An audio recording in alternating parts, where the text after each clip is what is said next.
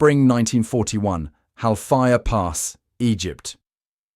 The knife in Giuseppe Conti's hand trembled slightly as he faced the British captain standing before him. After 14 months as a cook in Italy's 10th Army, Conti had prepared thousands of meals under desert sun and freezing nights. Now captured, still wearing his dust-covered uniform with the insignia of the Army Culinary Corps, he expected humiliation or hard labour. Instead, the British officer spoke words that defied every prediction. "We need cooks, good ones, Italian ones. Our men are sick of what they're eating." Across the North African campaign that spring, 97,388 Italian soldiers would fall into Allied captivity. Among them, 841 formally trained military cooks whose culinary education had begun in Milan, Naples, Florence and Rome long before they donned uniforms. Men like Conti, who had mastered risotto, pasta, regional sauces and bread making before being drafted to feed Mussolini's imperial ambitions. These cooks, expected to become anonymous prisoners, instead found themselves recipients of an unprecedented request to continue practicing their profession, not for compatriots, but for their captors. What began as practical necessity would evolve into cultural transformation. The mathematics of morale were being calculated in pasta and properly brewed coffee, in bread that didn't break teeth, in sauces that transformed bland rations into satisfying meals. The British 8th Army, fighting across North Africa's harsh terrain, faced not only Rommel's forces, but the constant enemy of poor nutrition and low morale. Military records from spring 1941 reveal 17% of non-combat hospitalizations stemmed from digestive complaints. British Army ration packs, designed for caloric sufficiency rather than palatability, provided 3,400 calories daily through items soldiers dubbed misery blocks, compressed meat and vegetable combinations, hardtack biscuits, and tea with powdered milk. Lieutenant Colonel James Wavell of Army Catering Corps later testified to the War Office, "We discovered almost accidentally that our Italian prisoners included men who could transform our adequate but demoralizing rations into food that restored spirits." This culinary alchemy became an unexpected weapon in maintaining fighting effectiveness. The initial experiment began with just 24 Italian cooks at a temporary prisoner processing facility near Tobruk. British medical officers documented the immediate impact. Meal waste decreased from 23% to 7% when Italian cooks prepared the same ingredients. Soldiers previously avoiding meals began queuing early. Captain Michael Harrington wrote in his April 1941 field diary, "The men discussed dinner at breakfast and breakfast at dinner. Something has changed fundamentally in their outlook." Italian military cooking tradition differed fundamentally from British approaches. While British Army kitchens operated on industrialized efficiency, Italian military had inherited centuries of regional cooking wisdom. Each Italian division incorporated cooks from specific regions, Sicilian, Tuscan, Lombardian, maintaining distinctive styles even under wartime constraints. The Italian Army Subsistence Corps Manual, 1937 edition, devoted 87 pages to proper preparation techniques compared to the British manual's 12 pages of primarily logistical instruction. Giuseppe Conti, trained in Florence before conscription, had prepared meals for officers using desert-foraged herbs to supplement military provisions. His specialized knowledge included stretching limited ingredients through proper preparation, techniques unknown to British cooks accustomed to boiling everything uniformly. This resourcefulness, developed under Mussolini's autarkic economic policies that had restricted Italian imports since 1935, proved unexpectedly valuable to the British facing their own supply constraints.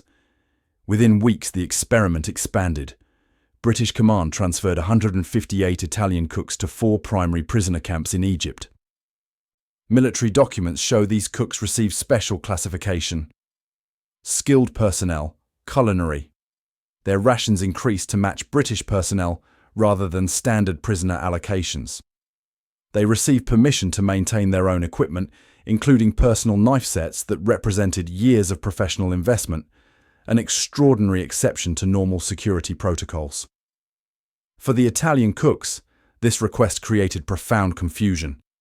Sergeant Vittorio Mazzone, a captured cook from Sicily, wrote in a letter that passed British censorship, "I expected to dig ditches or break rocks. Instead, I knead bread dough while British guards watch with respect. They ask questions about technique. I am a prisoner who teaches his captors." The scale would grow dramatically. By December 1941, over 3,000 Italian prisoners worked in kitchens across North Africa and in the first POW camps established in Britain itself. In small desert outposts, at field hospitals, in staging areas, Italian cooks transformed military subsistence into something approaching cuisine. British medical officers noted decreased gastrointestinal complaints, improved vitamin utilization from properly prepared vegetables, and enhanced hydration as soldiers willingly consumed properly seasoned soups rather than just tea. For thousands of young British soldiers who had never encountered Italian food before the war, these meals provided first exposure to a culinary tradition they would later seek out in peacetime. The Italian cooks, initially expecting harsh treatment as enemies, found themselves practicing their profession with unexpected appreciation, creating the first threads of human connection that would ultimately extend beyond the war. As Conti sliced onions in precise, paper-thin layers that first evening in captivity, British soldiers watched with unconcealed curiosity. The transformation, beginning with his trembling hands, would eventually reach across continents and decades, reshaping both military practice and civilian culture in ways no one that spring evening could possibly imagine. Summer 1941, Alexandria Harbour, Egypt. The British troop transport HMS Devonshire swayed gently at anchor as crewmen supervised the loading of 276 Italian prisoners. Among them walked 43 Italian army cooks, still wearing their distinctive white armbands, with the crossed fork insignia of the Servizio Vettovagliamento. British sailors muttered in confusion as these prisoners carried not just personal belongings, but wooden boxes containing professional knives, copper pots, and handwritten recipe journals, culinary treasures permitted aboard by special order of command headquarters. The cultural collision that would transform military dining began in earnest during that Mediterranean crossing. British military food tradition had evolved through centuries of empire building with emphasis on preservation, standardization, and efficiency rather than flavor. The 1940 British Army Catering Manual prescribed cooking methods with scientific precision. Vegetables boiled 47 minutes, meat simmered until uniformly grey, tea brewed to exact strength using standardized measuring spoons. This approach produced consistent, if uninspiring, results: precisely 127 calories per ounce, calculated vitamin content, and predictable appearance, regardless of who prepared it. Italian military culinary tradition emerged from fundamentally different priorities. The Regio Esercito's catering division incorporated regional cooking schools, seasonal variation, and techniques focused on transforming simple ingredients through skill rather than abundance. Italian field kitchens carried herb collections, wine for cooking, when available, and equipment for proper coffee preparation, items British quartermaster officers considered unnecessary luxuries. Most significantly, Italian military food preparation varied by the individual preparing it. Personality and technique mattered in ways British military structure deliberately eliminated. Lieutenant James Atkinson, tasked with managing Italian cook prisoners during the 3-week voyage to Britain, documented the first formal evaluation of these differences. His report, preserved in War Office archives, noted, "Italian preparation methods appear unnecessarily complex until one tastes the results. Their insistence on proper reduction of liquids, sequential addition of ingredients, and precise knife work initially seemed theatrical flourish. The resulting improvement in palatability, however, suggests our own methods warrant reconsideration." The crossing itself became an experiment, limited by identical ingredients available aboard ship. Parallel kitchens prepared meals, British cooks following standard protocols, Italian prisoners applying their traditional techniques. Medical officers recorded the results. British prepared meals averaged 19% waste, food served but uneaten. Italian-prepared meals using identical rations produced just 4.6% waste.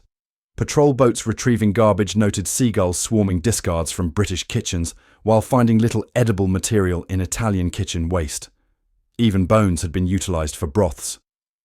Captain Henry Winterbottom, HMS Devonshire's chief medical officer, documented emerging health implications in his July 1941 log. Men consuming Italian-prepared rations report improved digestion, reduced constipation complaints, previously affecting 22% of crew, and subjectively superior energy levels. Objective nutritional value appears identical based on calculated content, suggesting preparation method affects physiological utilization. Language barriers complicated this culinary exchange. British military interpreters, skilled in tactical interrogation, lacked vocabulary for sauté, reduction, or al dente. Miscommunications created occasional disasters. At Portsmouth Receiving Station, Italian cook's request for basilico, basil, was understood as basilico medicinale, medicinal preparation, resulting in medicine cabinet herbs being incorporated into evening stew. Sergeant Mario Esposito, former chef at Rome's Albergo Milano before conscription, created an improvised pictorial dictionary using food illustrations to overcome these barriers. A document later formally reproduced by British Army Education Corps and distributed to 37 POW facilities. British soldiers' initial skepticism transformed gradually into appreciation. Private William Cooper wrote home in August 1941, "The Italian chaps have shown us we've been eating like animals when we needn't have been. Even with our ordinary army rations, they make something worth queuing for. They're very serious about it all, treating cooking like it's some kind of sacred duty. Prisoners they may be, but we treat them with proper respect in the mess." At Grizzdale Hall POW camp in Cumbria, the first formal integration of Italian cooks into permanent British facilities revealed systemic challenges. Standard British Army kitchens lacked equipment. Italian methods required. Proper pasta preparation proved impossible without colanders. Olive oil was unavailable. Herb gardens non-existent. Camp Commander Colonel Richard Barrington, recognizing potential morale benefits, authorized unprecedented modifications to military facilities. War Office procurement records show specialized equipment requisitions for culinary experimentation purposes at 14 POW facilities housing Italian cooks by September 1941. The comparison between Italian POW experiences and their German counterparts grew increasingly stark. While German prisoners received standard Geneva Convention treatment with minimal integration, Italian cooks achieved quasi-professional status. Their specialized skills earned respect transcending enemy classification. At Kempton Park POW facility, Italian cooks received workspace modifications, ingredient request privileges, and formal permission to instruct British personnel, advantages no other prisoners enjoyed. Giuseppe Conti, now at Britain's largest Italian POW camp near Middlesbrough, recorded this transformation in a letter to his family. "I remain a prisoner, but one whose hands are free to work as they were trained. The English soldiers watch me prepare risotto as if witnessing magic. They ask endless questions about why each step matters. Yesterday an officer asked me to teach his men properly. I explained I would need certain things. He returned with them the next day. We are enemies who share meals. This contradiction I cannot fully explain." As 1941 ended, the experimental use of Italian POW cooks had evolved into systematic program. The unexpected request made to trembling Giuseppe Conti months earlier had expanded across 2 continents. What began as pragmatic solution to military food complaints was becoming something far more profound. A cultural exchange conducted through the universal language of food, creating unexpected bonds between captors and captives that would ultimately reshape both societies in ways not yet apparent to either.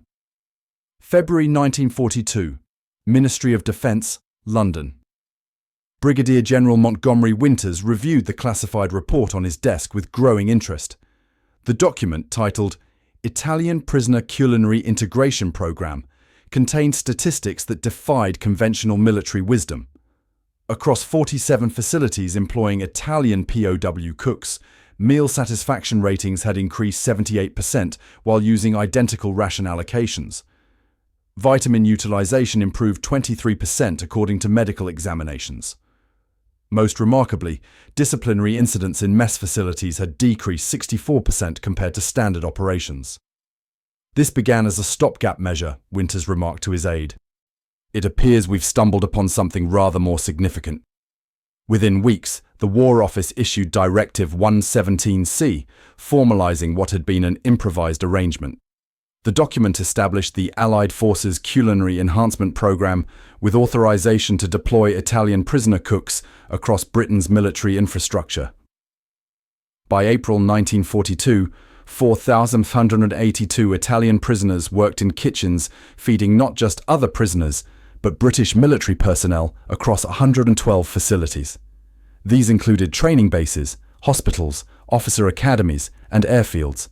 Locations crucial to the war effort now receiving meals prepared by enemy personnel.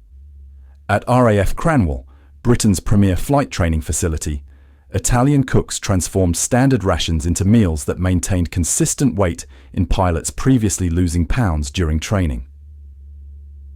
Flight instructor Captain James Harrington noted in his quarterly report, "Cadets previously skipping meals now arrive early. Proper nutrition has measurably improved alertness during afternoon flight exercises, when accidents previously peaked due to fatigue and blood sugar variation." The program expanded methodically. Italian POWs with restaurant experience received priority classification during processing. Military records show systematic prisoner interviews, specifically seeking culinary backgrounds. By mid-1942, transfer requests for Italian cooks moved through command channels marked priority resource, the same designation used for technical specialists and intelligence assets. At Cambridge Military Hospital, the impact extended beyond morale to measurable health outcomes. Chief Medical Officer, Dr. William Harrison, documented recovery rate improvements in a June 1942 study examining 1,247 patients. Patients consuming Italian-prepared meals showed 17% faster wound healing, 22% better weight maintenance, and 31% fewer instances of hospital-acquired infection compared to control groups at facilities using standard British preparation methods.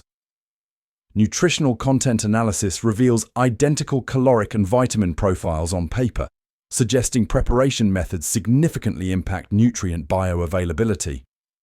The transformation extended into British supply chains. Quartermaster records show ingredient request modifications beginning in March 1942.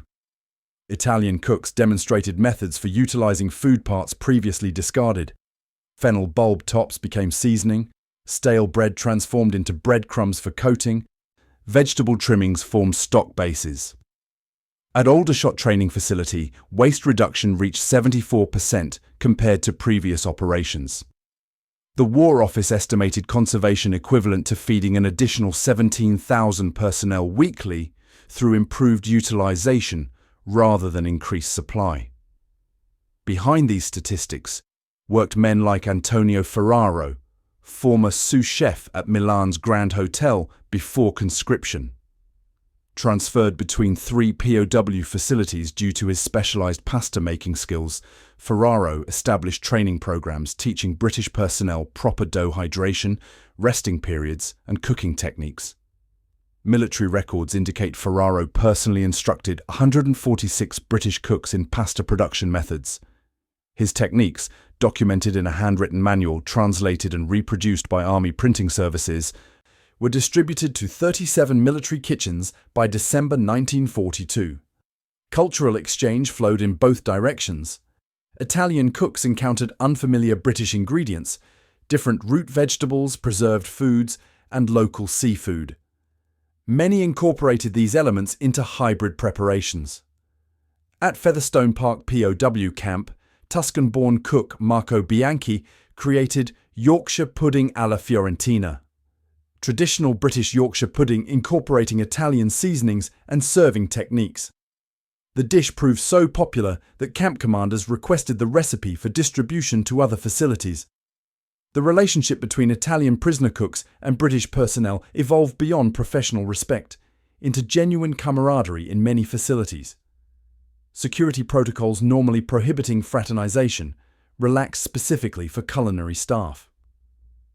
At Wilton Park Officer Training Facility, Italian cook Salvatore Rossi received permission to maintain a herb garden outside standard prisoner work areas, with British guards often assisting during off-duty hours. Medical records note multiple cases of British personnel sharing personal food parcels from home with Italian kitchen workers, a profound breach of standard POW protocols. The contrast with treatment of German prisoners remained stark. While German POWs worked primarily in agriculture and manual labour, Italian cooks achieved quasi-professional status within British facilities. They received enhanced rations, specialised equipment, writing materials for recording recipes, and limited movement privileges. Most significantly, they maintained their professional identity despite prisoner status. Giuseppe Conti, now supervising 3 other Italian cooks at a Lancashire airbase, expressed this contradiction in a December 1942 letter home. "We wear prisoner uniforms yet work with dignity. British officers seek my opinion on menus. Young recruits thank me after meals. My hands perform the same motions they did in Florence, though now for those who captured me. In cooking for them, I have found a strange kind of freedom within captivity." By year's end, approximately 7,400 Italian prisoners worked in food preparation across British military infrastructure. What began as pragmatic response to food complaints had developed into systematic program reshaping military nutrition. The unexpected alliance between captors and captives, forged through the universal language of food, had expanded beyond practicalities into cultural exchange whose impact would extend far beyond the prison camps and military bases into post-war society. As 1942 ended, British military leadership recognized that in asking Italian prisoners to cook, they had inadvertently created one of their most successful morale and health initiatives of the war, a program that would continue expanding in scope and significance through the conflict's remaining years. Summer 1943. Allied Forces Headquarters, London. Major General William Bartholomew reviewed the comprehensive assessment of the Italian POW culinary program spread across his desk. The report documented transformation far beyond initial expectations. What began as a stopgap solution had systematically revolutionized British military food culture. The statistical evidence proved irrefutable.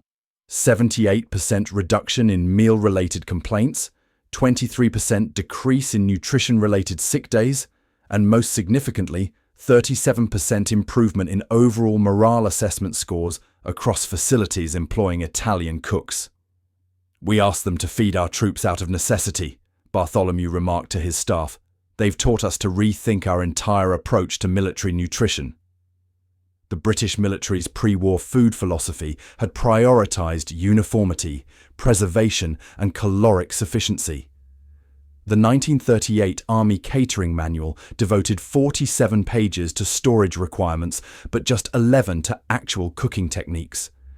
Standard procedures called for prolonged cooking, vegetables simmered until uniformly soft, meats cooked to complete doneness regardless of cut or quality, flavors homogenized through extended heating.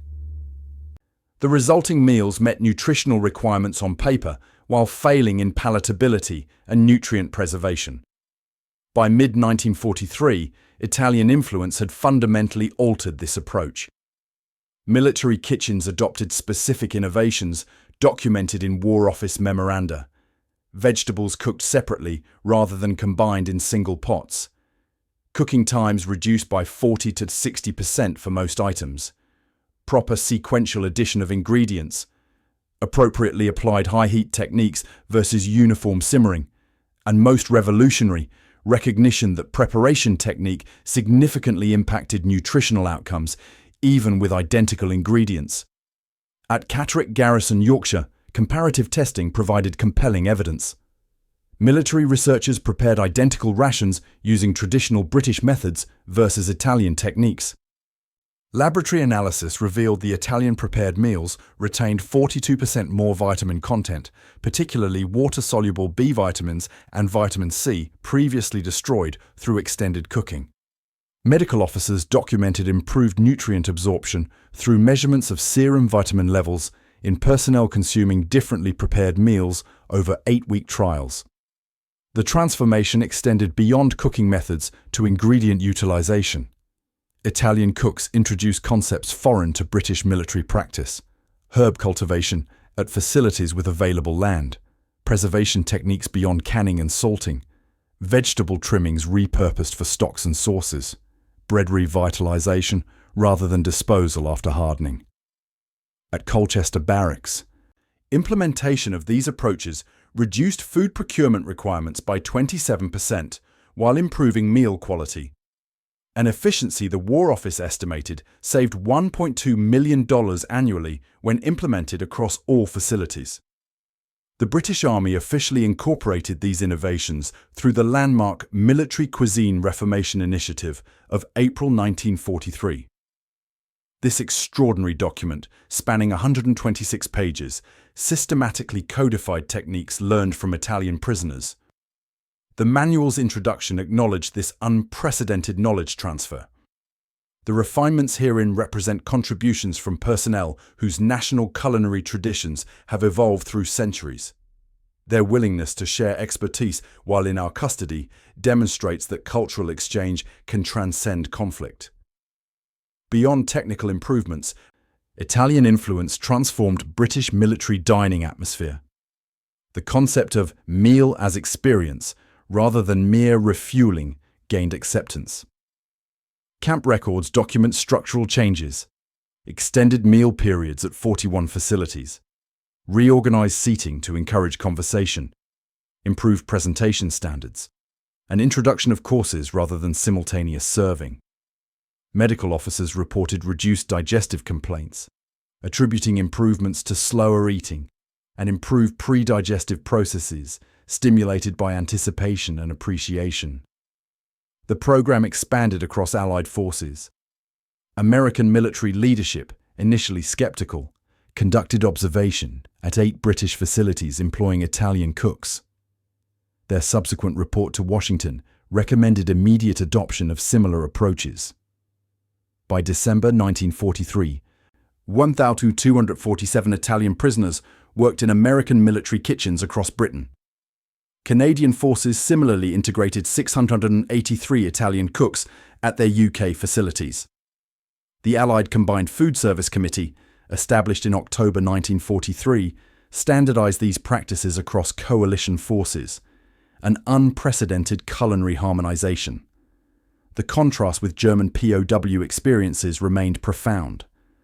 While German prisoners typically performed agricultural labor, construction, or factory work, Italian cooks achieved quasi-professional status.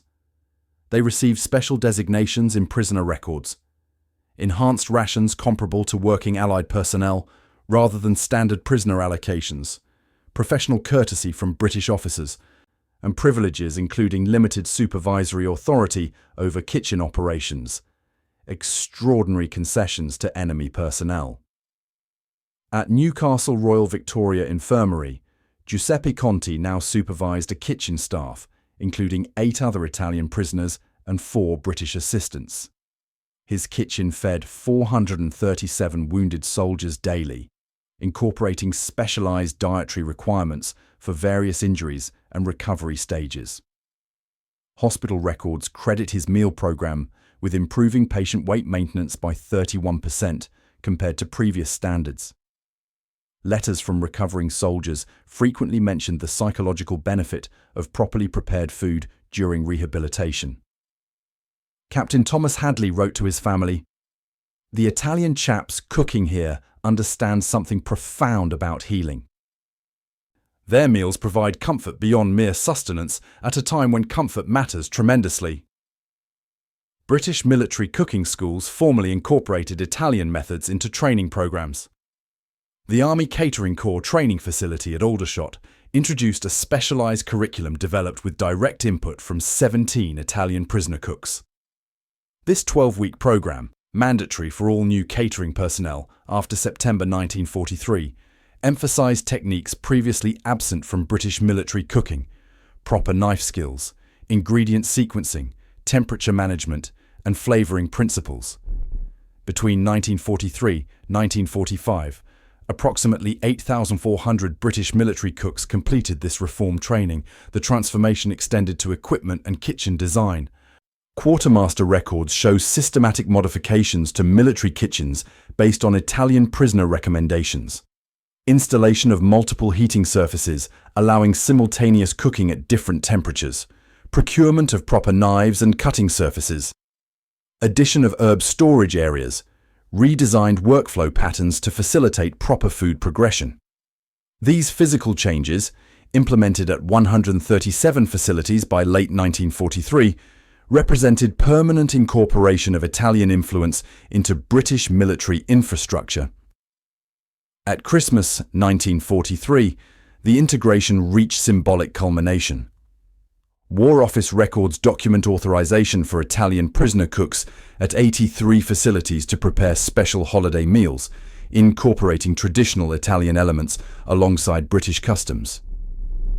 These hybrid celebrations, featuring proper Yorkshire pudding alongside pasta courses, Christmas pudding with Italian-style sauces, represented new culinary tradition born from unlikely circumstances.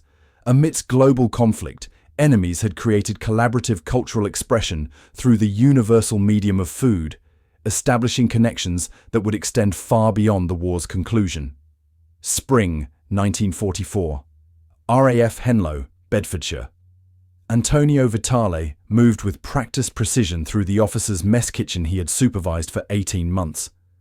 Before the war, Vitale had managed a small but respected restaurant in Naples, specializing in seafood dishes that earned mention in a 1938 tourism guide. Now, at 32, he wore a modified POW uniform with a white chef's jacket provided by the British officers who had come to depend on his cooking. The transformation from enemy to valued professional had occurred so gradually that Vitale sometimes forgot his prisoner status until evening roll calls.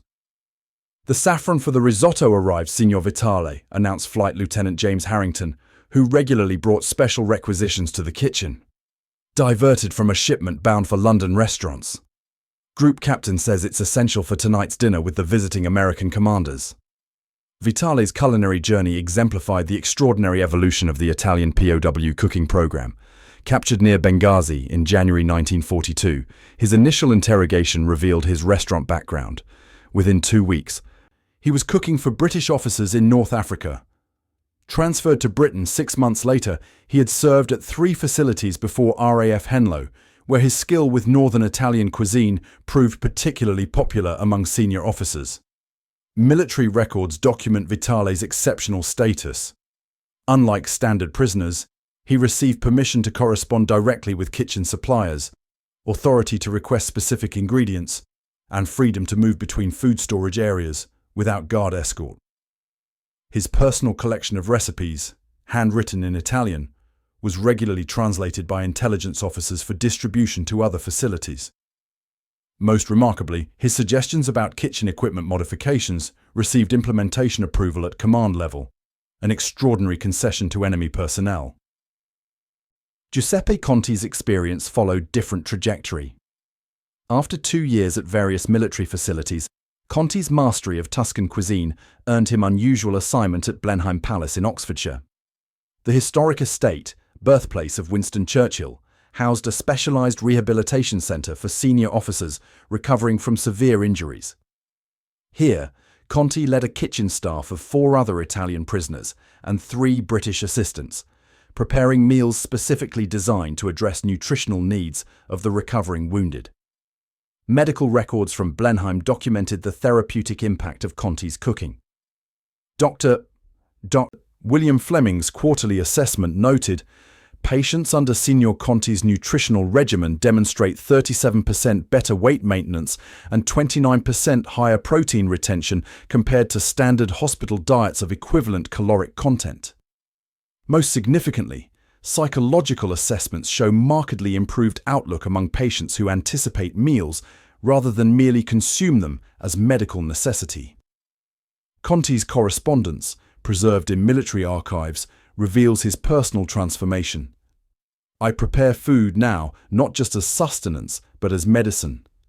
The British doctors consult me about which dishes might best serve different patients. Yesterday, a colonel missing his left leg told me my ribollita soup reminded him of reason to continue living. In serving those I once considered enemies, I have found purpose deeper than I knew during peacetime." Vittorio Mazzoni's wartime journey illustrated the programme's extraordinary scope. Captured in North Africa as a simple army cook with limited formal training, Mazzone's natural talent emerged when British officers noticed his skill with limited ingredients. By 1944, he supervised food service at Catterick Garrison's officer training facility, where future military leaders experienced his southern Italian cooking. Military records show Mazzone personally instructed 73 British catering trainees in proper pasta production, sauce preparation, and vegetable cooking techniques. Mazzone's influence extended to British military food planning. His method for extending limited meat supplies with properly prepared vegetables and legumes was formally adopted by the War Office in March 1944. Quartermaster records document the Mazzone Protocol, reducing meat requirements by 31% while maintaining protein content and improving meal satisfaction ratings. This system, implemented at 112 facilities by June 1944, saved an estimated $1.7 million in procurement costs annually. The relationships formed through this culinary exchange transcended traditional prisoner-captor dynamics. At Bicester Supply Depot, Italian cook Marco Bianchi received permission to attend the wedding of British Quartermaster Sergeant Thomas Williams, whose appreciation for Bianchi's cooking evolved into genuine friendship. At Edinburgh Castle's officers' mess, Salvatore Rossi was granted compassionate leave to visit a critically ill British cook who had worked under his direction. These extraordinary exceptions to normal prisoner protocols demonstrated how shared culinary purpose created bonds that military conflict could not sever. By mid-1944, approximately 11,200 Italian prisoners worked in kitchens across Britain and Allied territories. The programme's scale surpassed all initial expectations. War Office statistics show Italian-influenced meals served to approximately 3.7 million Allied personnel daily. The systematic improvement in military nutrition influenced combat effectiveness in ways impossible to measure precisely, but acknowledged in command assessments as significant contributor to sustained morale during extended conflict. The contrast with German POW treatment remained stark. While German prisoners typically performed agricultural or industrial labor under close supervision, Italian cooks achieved status approaching professional colleagues rather than captives. This distinction, initially pragmatic, evolved into unofficial acknowledgement of cultural affinity that would influence post-war relations between Britain and Italy. Culinary transformation extended beyond practical nutrition into cultural exchange. At Wilton Park Officer Training Facility, weekly Italian evenings featured prisoner cooks explaining regional specialties to British officers. At Cambridge Military Hospital, recovered patients regularly requested recipes to send home to families.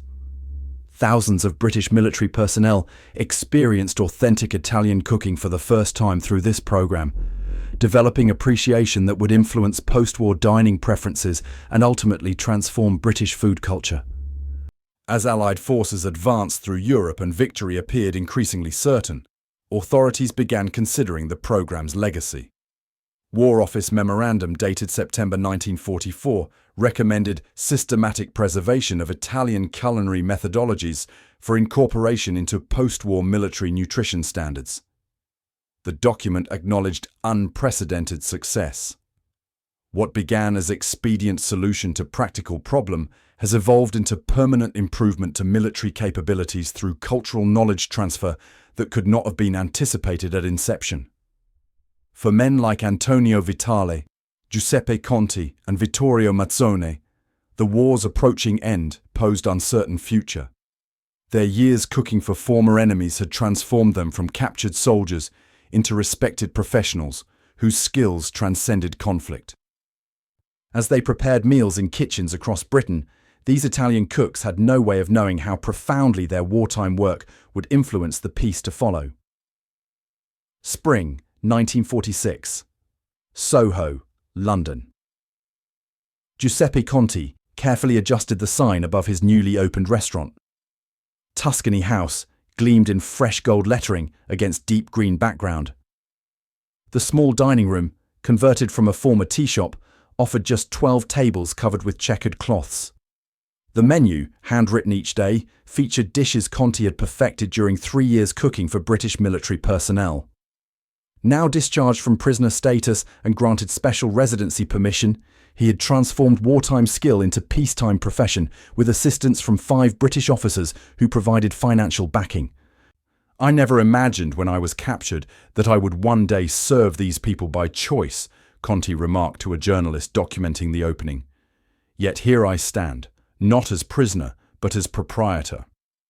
Conti's journey from captive to restaurateur exemplified the extraordinary legacy of the Italian POW cooking program.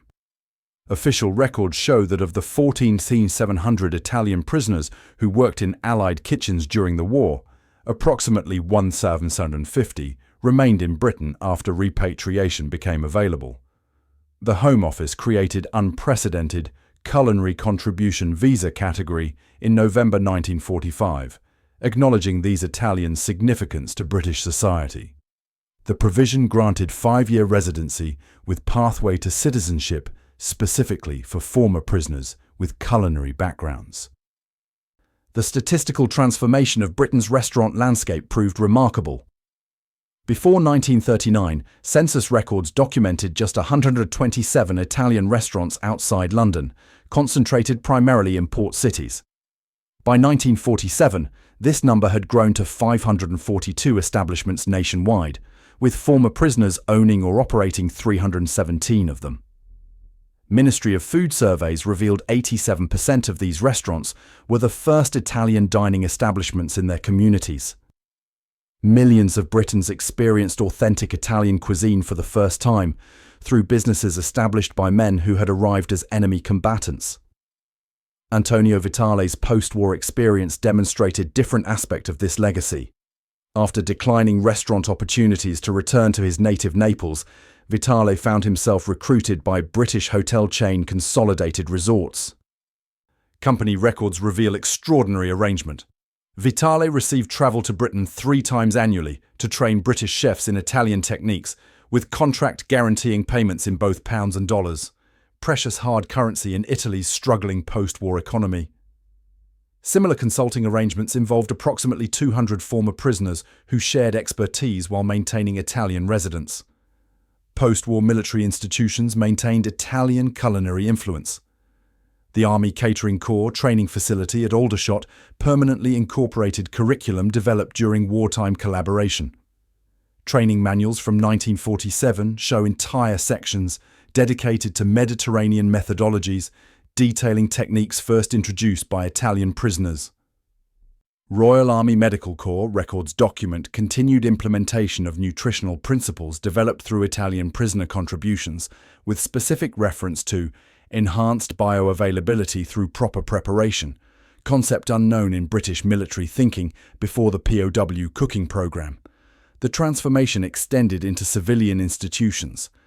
National Health Service founding documents from 1948 included dietary recommendations influenced by wartime observations of Italian cooking methods. School meal programs, formalized through the 1944 Education Act, incorporated preparation techniques first documented in Italian POW kitchens. These institutional adoptions ensured that culinary knowledge exchanged under extraordinary wartime circumstances continued benefiting British society long after the conflict ended. Veterans' organisations created unexpected bridges between former enemies. The British-Italian Culinary Fellowship, established in 1947, brought together former prisoners and British military personnel who had worked with them. Membership records show 1,249 former POWs and 1,273 British veterans participating in regular gatherings focused on food, friendship, and cultural exchange. The organization's charter explicitly acknowledged bonds formed through shared dedication to proper nourishment during conflict that transcended political division. Vittorio Mazzone's post-war journey illustrated the program's personal impact. After returning to his native Sicily, Mazzone opened cooking schools specifically for disadvantaged youth. His institution received funding from former British officers who had experienced his cooking at Catterick Garrison. School records show instruction based on techniques Mazzone developed during captivity, when limited ingredients necessitated creativity. His curriculum explicitly credited British military experience. I learned during difficult circumstances that food preparation transcends resources. Proper technique transforms simple ingredients into nourishment for body and spirit alike. British public attitudes toward Italian immigrants transformed significantly compared to pre-war sentiment. Home Office surveys from 1949 show 72% positive response to Italian food businesses, compared with 27% favorable rating for other continental European establishments. Cultural historians attribute this distinction directly to wartime exposure through the POW cooking program. Approximately 2.7 million British military personnel had experienced Italian cooking during service, creating nationwide constituency receptive to formerly unfamiliar cuisine. The contrast with German POW treatment remained evident in post-war outcomes. While German prisoners returned to Germany with limited British connections, Italian cooks maintained extensive personal and professional networks. Immigration records show former Italian POWs sponsored approximately 3,400 family members and former colleagues for UK employment between 1946 to 1952, creating enduring communities centred around culinary enterprises. These immigration patterns fundamentally altered Britain's ethnic composition and cultural landscape, particularly in cities like London, Manchester, and Glasgow. In 1985, BBC documentary From Prisoners to Chefs reunited 23 former Italian POW cooks with British military personnel they had served during captivity. The emotional exchanges captured on film revealed lasting impact of their unlikely collaboration. Former RAF pilot James Harrington embraced Antonio Vitale, stating, "You fed us when you could have hated us. You shared your knowledge when you could have withheld it. You treated food as bridge rather than boundary. This taught us something profound about humanity that military victory never could." The legacy continued through generations.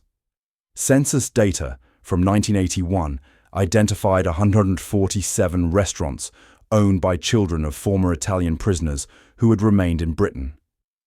Culinary education records show disproportionate enrollment of Italian British students in professional training, with family histories often tracing to the POW program. What began as pragmatic military decision had evolved into permanent cultural integration spanning decades. Giuseppe Conti's restaurant thrived until his retirement in 1972. The small establishment earned modest commercial success, but immeasurable cultural significance as one of the first authentic Italian restaurants many Londoners experienced. His personal journey, from Florence cooking school to North African battlefield to British prison camp to respected London restaurateur, embodied the extraordinary transformation from enemy to cultural ambassador. In later interviews, Conti reflected on the unexpected path war had created. "I arrived in Britain as prisoner expecting humiliation.